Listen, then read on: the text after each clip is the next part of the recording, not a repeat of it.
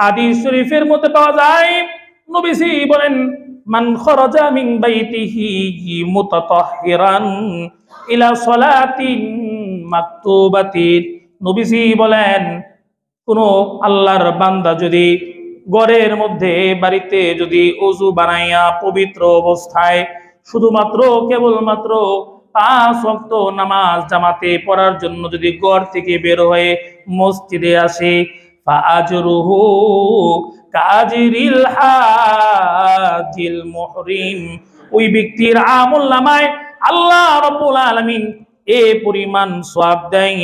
একজন হাজি হজ করলে যে পরিমাণ সওয়াব পায়, ফরজ নামাজ জামাতে পড়ার জন্য বাড়ি থেকে ওযু বানাইয়া যিনি মসজিদে আসবে তার আমলনামায় হাজির হজের সওয়াব দেওয়া হয়। সূরা কোন সুবহানাল্লাহ।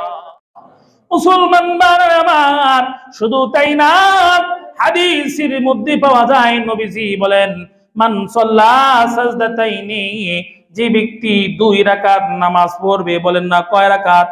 মাত্র 2 রাকাত নামাজ যদি কেউ পড়ে, লা ইয়াসুহু ফীহিমা, ওই 2 রাকাত নামাজের মধ্যে লোকটা যদি কোনো ভুল না করে, মানে অমনোযোগ দিক দিয়া মনোযোগ দিয়া যদি নামাজ পড়ে, অমনোযোগী যদি না হয়, লা ইয়াসুহু ফীহিমা, ওই 2 রাকাত নামাজের মধ্যে যদি তার কোনো ভুল না হয়, অমনোযোগ যদি না দেয়, মনোযোগ দিয়ে যদি মাত্র 2 রাকাত নামাজ যদি কেউ পড়ে, নবীজি বলেন গফারাল্লাহু লাহু মা তাকদ্দামা মিন যামবি, আল্লাহ রাব্বুল আলামিন তার অতীতের সকল গুনাহ maaf করে দেয়। জোরে কোন সুবহানাল্লাহ।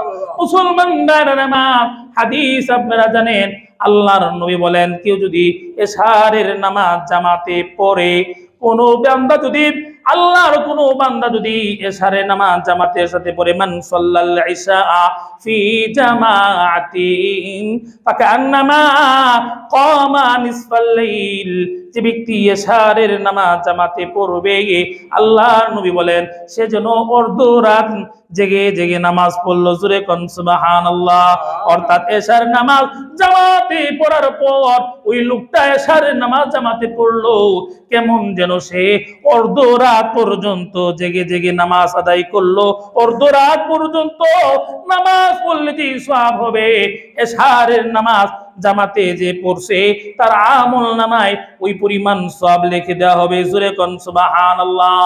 আল্লাহ নবী বলেন একই ব্যক্তি যদি আবার ফজরের নামাজও পড়ে, ফজরের নামাজ যদি জামাতে পড়ে, ফাকান্নামা সাল্লাল লাইলা কুল্লাহু, সেজন্য সারা রাত জেগে জেগে নামাজ আদায় করলো। জোরে কোন সুবহানাল্লাহ।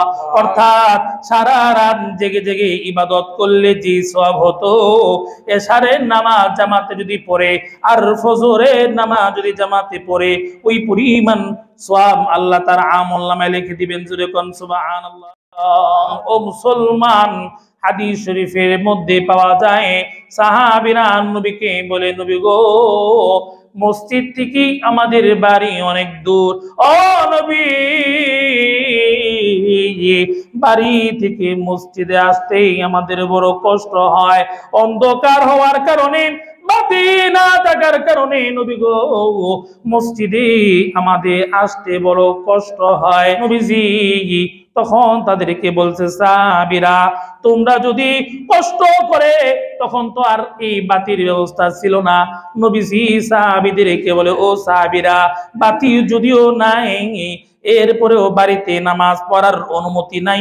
সাহাবীরা রে, কিন্তু আমি নবী আল্লাহর পক্ষ থেকে তোমাদেরকে বলে দেই, তোমরা যদি অন্ধকারে বাতি না নাই, এরপরও যদি তোমরা অন্ধকারে যদি মসজিদে আসো, এশারের নামাজ জামাতে পড়ো, সাহাবীরা রে কিয়ামতের ময়দানে এই অন্ধকার এই নামাজ তোমার জন্য আলো হয়ে যাবে। জোরে কোন সুবহানাল্লাহ।